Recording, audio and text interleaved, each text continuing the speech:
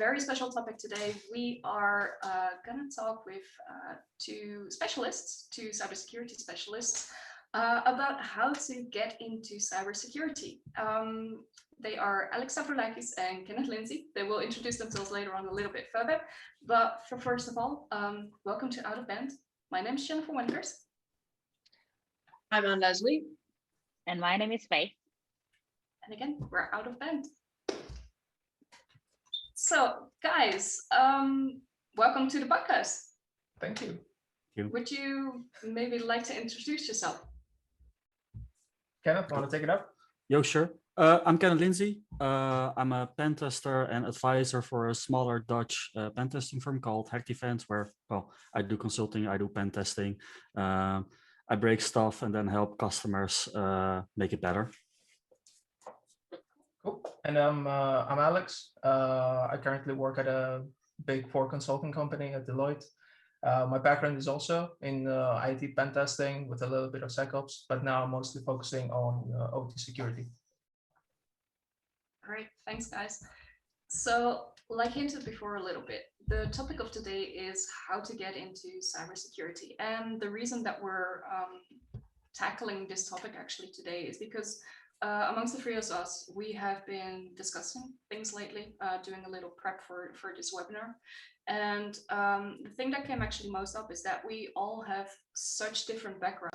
We all have a different entryway into cybersecurity. And I actually had a couple of discussions lately with people that wanted to get into cybersecurity and were asking me, like, how did you get into cybersecurity? How did you work how did you came to work at IBM now in my case, because it's a big tech company.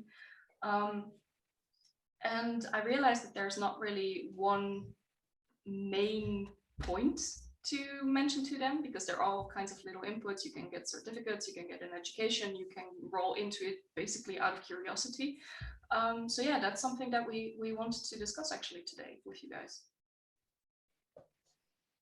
So, thoughts? Okay, I'll kick this off. I think I took the more traditional approach where I got a bachelor's degree in information security management. So that's like the domain that cybersecurity contains. And from my graduation internship at KPMG, where I met Alex and Jennifer, I really transitioned into the more technical role. And then it's continuous studying. So it didn't end for me at the bachelor's degree. I now hold like a couple certificates, and it's just okay, a little bit more than a couple, but I keep studying, and it's a continuous grind. You have to follow trainings, get the certificates, and just stay on point and educate yourself. Well, at least for me as a pen tester, that's how it has been. So yeah, just it's a lot of studying. Just a quick question about your about the degree that you got. Does it map out to the professional life that you have right now, or was it useful or not? Yeah, no, definitely. So I got a degree from the Hague University of Applied Sciences. So it's a practical degree where they teach you how to consult during your education. So every semester is split in two parts, where first you have a bit of knowledge you need to learn, and then secondly there is an assignment that you have to do, sometimes for a real company. So you get hands-on experience with consulting. So that's something that really helps me to this day. And that's also the main thing I noticed at KPMG, where the students with a more like a master's degree, they need a little bit of training for the consultancy part, and that's where I had a head start. Well, and then I lacked some other things, obviously, but yeah, the consulting skills that they taught me during the bachelor's degree are really helpful. Yeah. And then everything else as well, you know, the advising, the writing the reports, you know, that everything, I guess. Then you kind of, you know, from the get-go, sort of, you knew what you wanted to do, right? Well, yeah, this was my first study. So but yeah, eventually I orientated into infosec, where before I was just doing informatica, programming, engineering. But yeah, infosec really was a match for me. Yeah. For me, it was a bit more of a trip to figure out, because so my bachelor's back in Greece was on applied informatics multimedia. And one of the reasons I chose that was because I wanted to do something a little bit more creative in, things like video editing or 3D modeling. That's kind of what I was aiming at the time, at like 17 when I joined the university. And then, the experiences I had during my classes for those topics were not as great. But on the other hand, all the networking classes I had were really cool and made me really find a lot of interest in that. So that's kind of when I switched, and then through that I got into just security in general. I did my internship at my university there, where I also helped form the curriculum for a new course on basics of security and basic, like a one-on-one. And then it was time to choose a master's, and I came to the Netherlands, to the University of Amsterdam, where I studied what's now called security and network engineering. At the time was system and network engineering. And OS3, right? Exactly, yeah. Okay, yeah. So I chose the security track, and I think it was within my first or second month, we had a guest lecture, and we heard from some pen testers about what they do, and I was like, there we go, that's it. You got From the money, right? Sold. Yeah. Wow. I actually also I was in telecommunication engineering, and it was through a course on networking that I found that I enjoyed networking and moved into networking. So it's interesting how you can make a detour sometimes.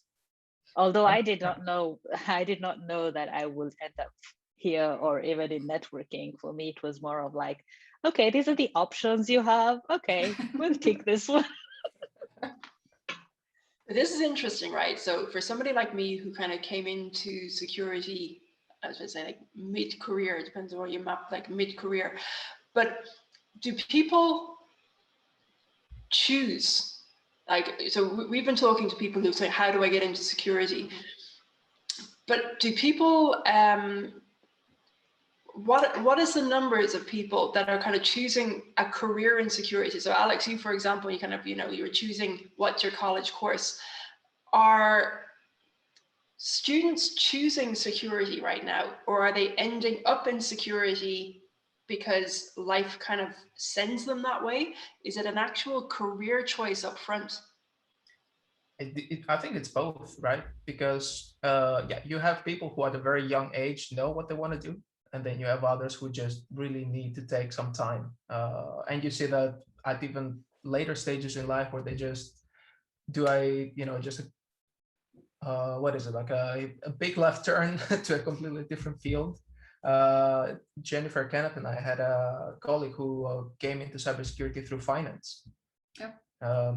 So, going from an academic style of working within finance to just completely client-facing consultancy within cybersecurity, that's a big turn. We also had another colleague who had I'm not sure if it was a full-time thing or a part-time thing, but he had a store selling spices. So that was, it can just be anything.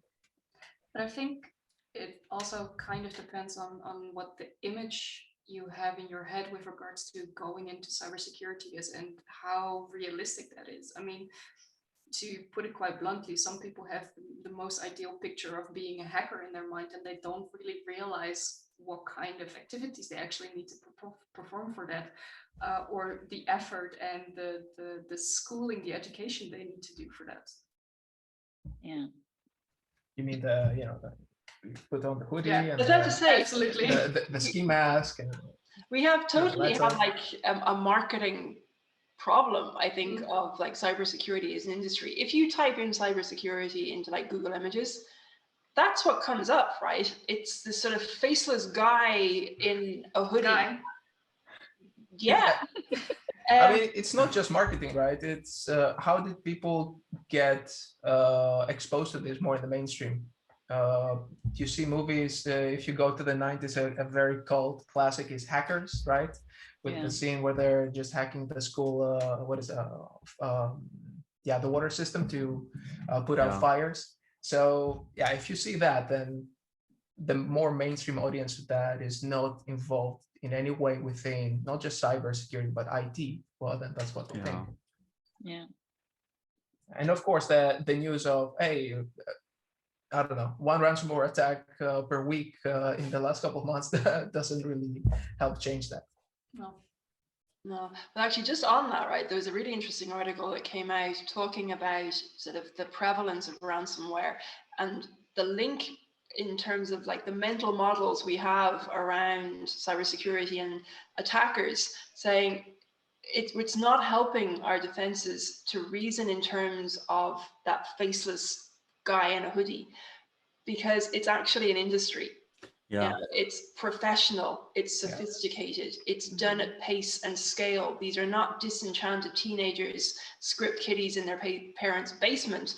But it's just interesting, like the image, right? Because in regards to sort of ransomware, what it means about how we're apprehending the threat, but it's also, is this an industry and a career possibility that's attracting people? You know, what do people really know about it? Because if it kind of projecting that it's something in the shadows and it's a bit menacing and it's a bit dangerous, it attracts some people, but there's a whole bunch of careers in security that get like no airtime at all. And that's one of the things that, you know, I remember going to my first boot camp to get, it was for cloud security, and realizing, you know, I was coming from a finance background, and I felt totally out of my depth and go, oh, I've made a terrible mistake, I shouldn't be here. And then realized I don't need to be like these guys. Because they were all guys, I was the only woman. They're great at what they do, but I don't have to be exactly like them and do what they're doing, because there's a whole bunch of other stuff that they clearly don't want to do. That actually is still very, very relevant and very necessary. And it was stuff which needs to be done, right? It needs to be done, yeah. And it's not everybody's cup of tea, but we were talking about stuff linked to governance and risk and compliance, and you know, it'll make some people vomit, clearly, but it's still necessary. And I think just the variety of roles that actually exist in security isn't that widely known. No, for sure. And I think you see that once you get to either give or attend some kind of security awareness, or even presentation from a company saying, hey, this is who we are, here's a list of what we do and some examples, some cool war stories, that begins to really kind of scratch the surface and show what's possible. But indeed, not everything is for everyone, right? So then you really have to, if you want to work in that field, then you kind of have to try to find your way. But I mean, then also the market itself is still, you know, it could be more professional, you know, the currently debate, you know, where cybersecurity, does it have its own C-level person, or is it should it be under the CFO, because it's clearly a governance risk compliance issue, you know, these things are, there is no consensus yet. So that also makes it weird. So at the risk of sounding ageist, which is something that I would like to, you know, I want to state, I want to disclaimer. Yes, right, like a very strong disclaimer, big lights. But it's also part of the fact that, yeah, how old are C-level people in the majority of companies? I'm not talking big high-tech startups, but like, you know, your any whatever given insurance company. How old are they? When did they get into that? And when they were studying or when they were really getting into the company and making an impact within it, was cybersecurity even a thing? Like not on the radar. Was it like an idea, an inkling? No. So then you really kind of have to wait. I think if you cannot put yourself through that in with the help of marketing, at some places you just kind of have to wait for people to maybe make some changes. Faith, I saw you not necessarily immediately leave, nodding. but yeah, not necessarily to leave, but I mean, you never stop learning. That's what Kenneth said in his intro, right? Like really being in the grind. And if people make that realization and understand that, hey, you know, there's a lot of things impacting our success as a company, and they keep learning, then yeah, that can only just improve. And I think that's an important one to actually voice again what Kenneth said, right? About you're always constantly learning. So if you're thinking of getting into security or even I think also some IT roles, you have to bear in mind that it's not you get your education once and you're covered for your whole life. You're not, you know, it's not like accountancy or okay, maybe even accountants really need to recertify. I should backtrack on that. No, wait. They need to study because they have their title, which they need to protect. So there's a lot of jobs that require this. But I think on especially in information security, and then even more in the more technical cybersecurity roles. I mean, these last 10 years we have seen the rise of cloud platforms. There's now 3 really big ones. Pick one. And then specialize in that, and then forget about the other ones and split that with. But yeah, it's just study. Yeah. I mean, how do you guys deal with that? Because it can be a lot of pressure. It can be a lot of like busyness that you all of a sudden also have in your personal life. I cut it in chunks. I always study every day. Within around 30 to 1 hour maximum, unless I'm going for an exam. But yeah, I try to do just little bits because no one has a whole day to study, right? True. How do you guys do it? And ladies. That would make more sense. Yeah, so I'd say doing it your way would definitely make more sense. I always tend to optimistically say I'm going to like block out a chunk of time, because I do actually, when I get into my groove, I do actually like having like 3 hours to just kind of like get into it. But the problem is that finding that 3 hours, I always find lots of reasons not to find that 3 hours, and my creativity in procrastination knows no bounds. I will do everything. I will do laundry. I'll pick weeds out of my terrace. I will do so many things. But if I actually manage to block out, I'm more effective. It's just, I find lots of reasons not to. Yeah. So I know the feeling. for me, it's way more like, do I have a busy period at work or don't I have a busy period at work? If it's relatively quiet and I'm, for example, offboarded on one project and I'm waiting to be onboarded on a new project, then of course I have more time available to study, and then also the time pieces get larger. And otherwise, yeah, just suck it up and then just spend 1 or 2 hours in the evening. I mean, it's the field that you chose to work in, to specialize in, and it's an awesome field. But it does come with having to maintain your certifications, your knowledge, your expertise continuously. Yeah. Question. What have you? Sorry, Faith. No, you go ahead. Because right, so I'm sort of okay, no, I've scrapped that. It's a question on certifications, right? Because I was talking to somebody, who's a colleague of mine, has had CISO level jobs, immensely skilled, but he hasn't got a raft of certifications. Some people do, right? But he knows the job. And I'd like your view, actually. So do the certifications, are they genuinely useful in that they help you be better at your job? They actually give you more skill? Or are they kind of like a medal which is saying, you know, because this is the debate we were having, is that they're kind of like merchandising.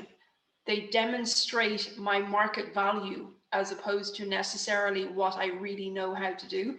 And I know there's like, this happens on Twitter a lot. There's a lot of debate around certifications, but what's your view on them? Do they actually help you do a better job? Do you get satisfaction from them? Or are they an industry tool as a way of saying, I'm worth this much? Yes. Because I think it's both. I really do. I think something that you know, probably can confirm is, you know, when you try to get into pen testing, getting your OSCP is a really big first milestone. It's important. It teaches you a lot. I think more importantly, it teaches you how much you don't know yet, and then how much more work you have to do afterwards.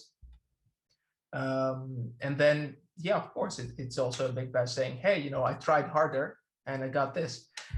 But but I think there's also another aspect that is kind of culture.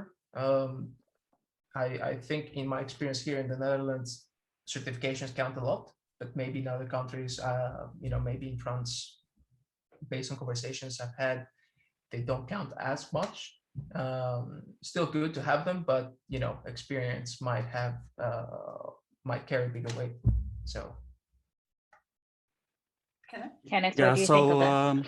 so in pen testing, definitely, yeah, the OCP is really, you know, I hope every pen tester aspires to get one, even though I really realize that it's hard to get, you know, get it while It's a you're young. frustrating one. Well, yeah, it's a grind. I mean, it's 90 days of lab time. You know, if you are awake, you're in the lab. If you have to work, well, that sucks, because you're already losing 8 hours per day where you're not in the lab. But yeah, no, getting the OCP and then realizing how much you don't know for a pen tester is really valuable. And then the certificates for me really are about guided learning. So I think there's a couple ways you can learn the technical stuff, either by, you know, have someone teach it to you, or, you know, by setting up your own lab environment. And what really works for me is the guided learning. So, you know, somebody tells me, okay, these are the things you need to achieve. I have a lab environment where you can practice, and, you know, don't worry about breaking it, because we can push a button and the environment resets. And then that really helps me optimize my time, because, you know, time really is the limiting factor in what I can study. So having a practice environment and having some pointers on, you know, this should be possible, but you should try it out yourself, that really helps for me. And I mean, the certificates can help, and they can sort of prove someone's skill level, but I've seen genius people without certificates. So you know, your mileage may vary by getting all these certificates. And I'm gonna say something a little bit controversial. It also kind of depends on the type of certification that you get, because there are trainings that take like max 30 minutes, 40 minutes, and then you get this really nice certification that says, I finished this type of training and I'm now an expert in blah, blah, blah. That should not be the training that you mainly aspire for. Sometimes it can be good because the training is very specialized, or it's in a very niche area that is either new or so underdeveloped that there's nothing else for it. And it can be sometimes also a good thing to just say, okay, I spent like 40 minutes on something just to keep my knowledge up and to make sure that I'm aware of the new techniques or the new ways of working. But I think it's good to have like a change between like the big ones and also the smaller ones. And keep in mind also, I mean, Faith, you can, I think, confirm this, some of the bigger ones are also hella expensive. Oh, yeah. We're looking at you, Sans. Yeah. Yeah. Yeah, sorry, go ahead. Sorry. So for me, I do certifications not for the certificates. Mm-hmm. So I go because, as Kenneth said, I'm a person who prefers like structure. I prefer knowing, okay, so this is what you will need to learn to become whatever, that guided learning. And another reason as to why I do it is because it does open doors for you. I have actually been told before, when in one of the roles that I was hired, that the person looked at my resume because I had a CISSP. So if you guys have probably done the CISSP, and you can agree that it's no, you've not done it. Okay, it's on the list. It's on the list. Exactly. I have the books right there, but it's 1,400 pages, and I need to sit down for it. exactly. I'll do it this year. And there's a lot of boring stuff in it. So yeah. It's a lot of I won't say boring stuff. I'll say for But you, it's okay. it's a certificate that I did that I'm like, really, so some of these things you do because they do open doors. And for me, for example, it was, hey, from where I'm coming from, if I need someone to pick up my CV, I just need to make sure that I have everything in order so that I'm not eliminated because, hey, you didn't have a stupid certificate. If you want a certificate, I'll show it to you. Just look at my CV. So that's another reason as to why I do it. One thing, and I do want to mention this like as loud as possibly. For everyone that is watching, CISP is not a freaking entry certificate. It is not. Well, hang on. It shouldn't be, but it actually is for a lot of companies, right? It is not. You need to have 5 years of experience at least. No, I know, but it's still positioned as table stakes by a lot of companies. And while that's nonsense, it's not that it's a reality, right? There are still job offers that are out there looking for entry-level positions, demanding CISSP as a base criteria. Yep. That's why those. We shouldn't be surprised that we have jobs unfilled. Our criteria are wrong. I think that also comes down to just bad recruiting. Let's be honest, right? I think a lot of us have seen like the funny Twitter screen grabs that say, hey, I created this library 5 years ago, and then I went to apply to this company that says they want somebody with 10 years of experience in this.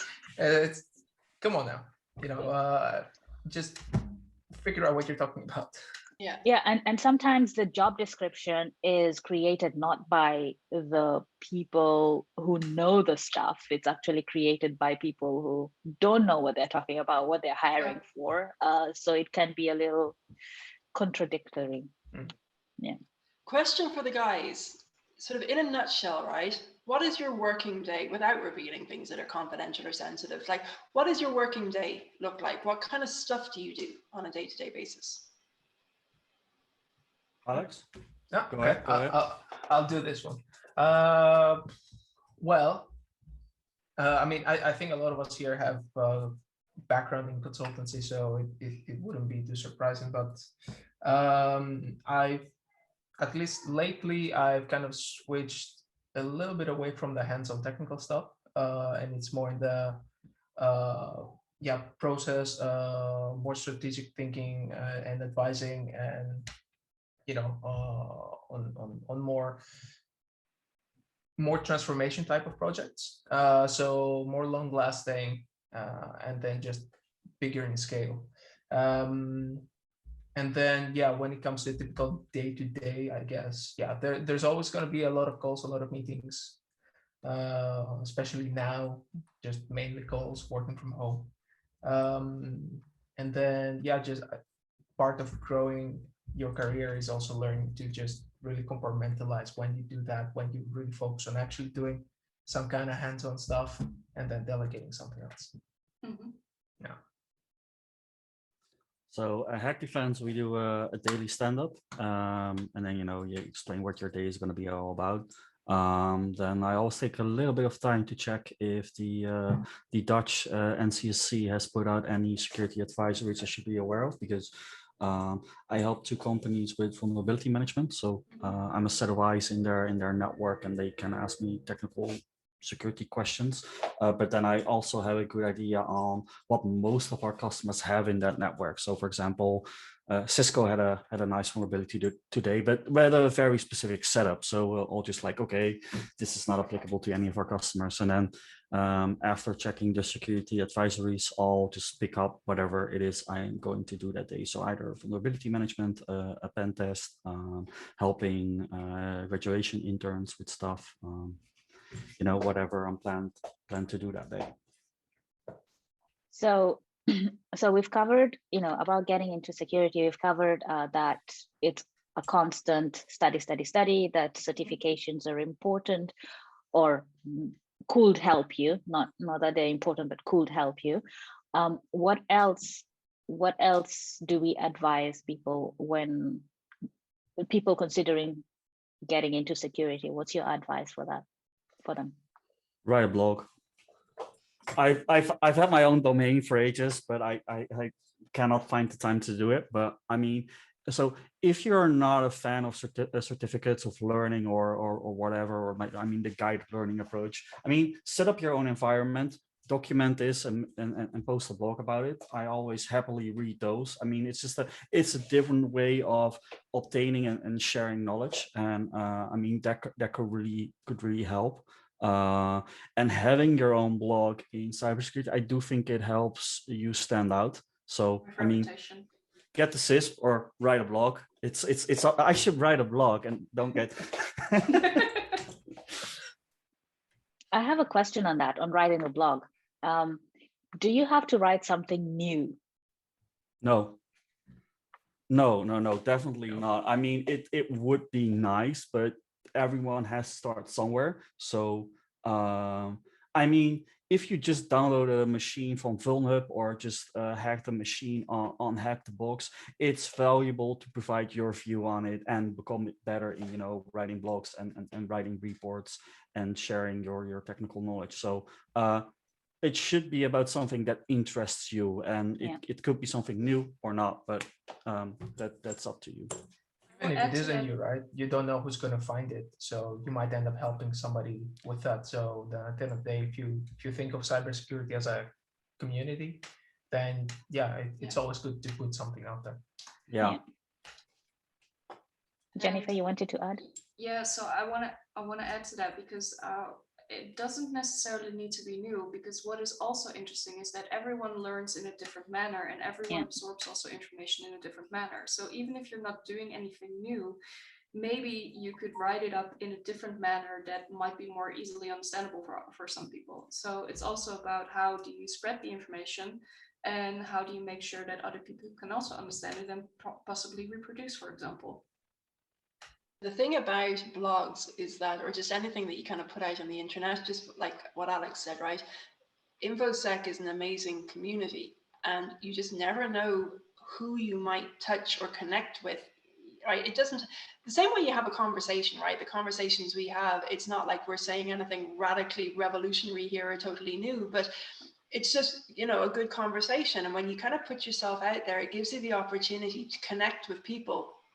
And that's actually one of the things that I love the most about this community, is that through these podcasts, through Twitter, through LinkedIn, the way people want to share. And I've connected with some amazing people in a totally random way. There are some people who kind of no, it's not random. There's sort of quantum particles at play. But anyway, so I think Kenneth's idea is a great one. And I know somebody in my network actually who said that they started publishing content about 2 months ago, and recruiters have been all over them like a rash ever since. So yeah, I think that's a great idea. And Alex, what's your advice? I think it's also something that just tracks to older days.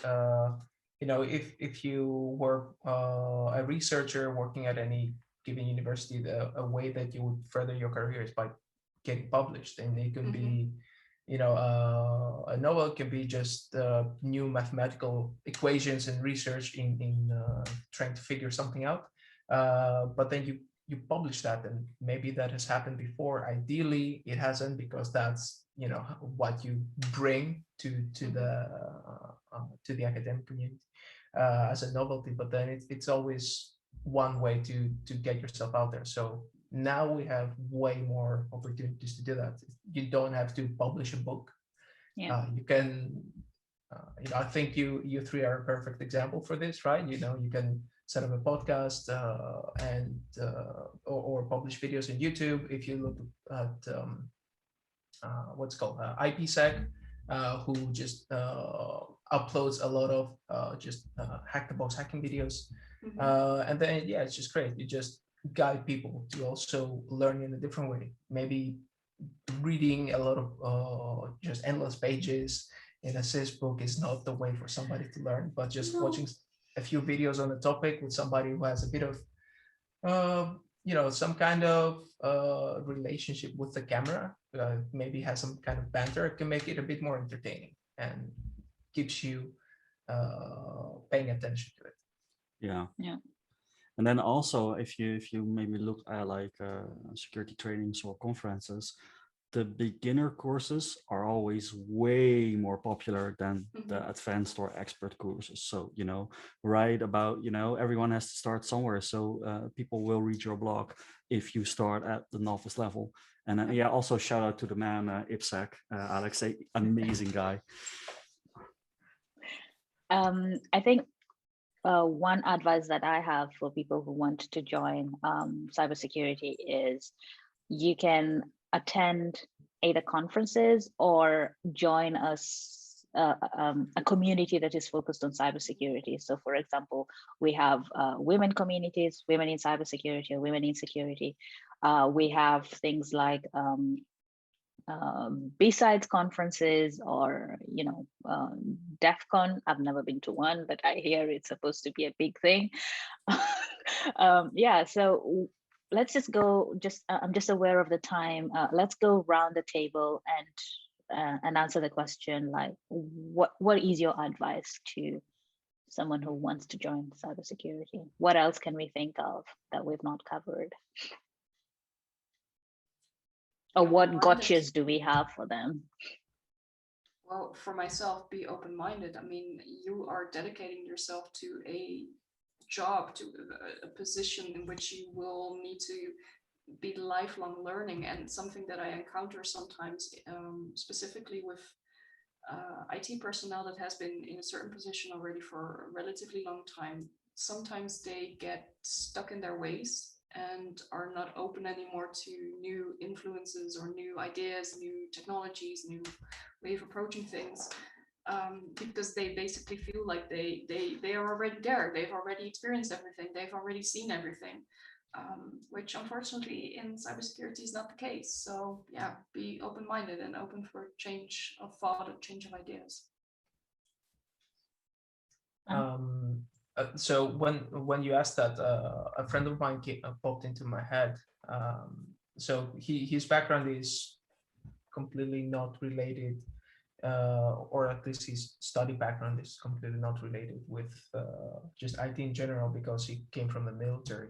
But while working there, he started getting more and more into networking, and we've had conversations a few times on, you know, what next. You know, if you don't see yourself as having a career there and you want to change, what else can you do? I think we covered it a little bit before, that it's a very broad topic, and to someone who has no experience or is just indecisive, it can just seem just immense, right? What do I do? Where do I go? What do I choose? How can I get, you know, better job opportunities? And it's just, yeah, but try out different things. There's a lot of stuff. You know, just watch a few videos on hacking if you like that. If you don't, then look at other topics into, you know, just security monitoring, for example. Or if you don't want to go into the technical side, then look into the process side of things. You know, so just give it a shot. That's the only thing I can say. And just to add to that, you don't have to you don't have to have it all figured out. I think that's important, right? Some No of one us does. just, like for me, I don't have it all figured out. I don't know what I'll be in 5 years. I know that sounds bad, but hey, judge me. Realistic. Realistically, right? I Typical just interview don't. question. Yeah, that is a really difficult interview question. But anyway, I go with with the thought that so long as I am learning, I'm growing, then I'm good, right? So you don't really have to know what you're gonna be 10 years from now. Just have an open mind and go with the flow sometimes. Kenneth, I guess. So all shout out to Black Hills Information Security and Wild Oh. West Hacking Fest. Mhm. They are Yay. really great resources for anyone starting out in this field. They even host free trainings or pay what you can, where, well, you pay what you can. And they have the best instructors hosting these free courses. So Yeah, if John you're Strand. Woohoo. John Yes. Strand, for example, is an amazing guy, and you know, I really love to hear him rant about the old threat intel, which he really hates, and well, he will tell you that. But seriously, if you're considering moving to cybersecurity, or if you're new to cybersecurity, look up Black Hills Information Security, look up Wild West Hacking Fest, join their Discords. They do amazing stuff for free. So yeah. And just to add to that, by the way, I still attend almost all his free trainings, Same. and there's always something new that I learn from those trainings. So, John Strand. Intro isn't Well, that was always it. basic. Yeah. That there's like, I think that everything, I agree with absolutely everything that you've all said. There's amazing possibilities that come from connecting with people. So what you said, Faith, if you can join a community, because I don't know, it felt a little bit daunting at the beginning, right? It's sort of, where's my place? Where, you know, can I push open that door? So you need to be a little bit brave. But generally, apart from one exception, I've never felt pushed away or, you know, unwelcome anywhere. On the contrary. So it does take a little bit of courage to kind of just, you know, push the door open if you are new. But if you've got a local chapter of something, there's, you know, where I'm based in France, there's an organization called CEFSIS, which is specifically for women in cybersecurity, but there's more and more men in it actually, and it's great. And there are, you know, events that are master classes. There are a Slack channel with job bulletin board, a whole bunch of stuff. And it's just when you kind of get people together, particularly when there's a sort of this shared, just a desire to actually help people, which is really refreshing, because I worked in finance for a long time and I never found that. And it is something that I think actually is very characteristic of security. It doesn't mean that everybody who works in security is minded that way, but a lot of people are. It's not just Cumbria, but a lot is. Yeah, no, but people like to help. And if you can find people that are in your locality physically, great. And connecting with people virtually, following people on Twitter, following people on LinkedIn, the amount that you can learn just from people pushing out great ideas and great content is immense. Yeah. Jennifer, So yeah, looking at the time, we're almost at the end. Is there something that any of you still would like to share as like a final shout out, final thought, final pointer to consider? I'm good. Yeah, I think we covered it very well. Yeah, just thank you also for giving us the chance to just I don't know, talk about what's in our heads. we That are is unscripted. Yes. Thanks for joining us. A lot of fun. Thank you. Pleasure. Thanks for being part of our community. For sure. Cool. Then the final things, guys, thank you so much again for joining us today. To our viewers, followers, please like and subscribe. And if you want to be part of our videos, give a shout out, contact us. I mean, who knows, maybe you guys could sit here next time. Yay. Thank you. Bye-bye. Bye-bye. Bye. Yeah.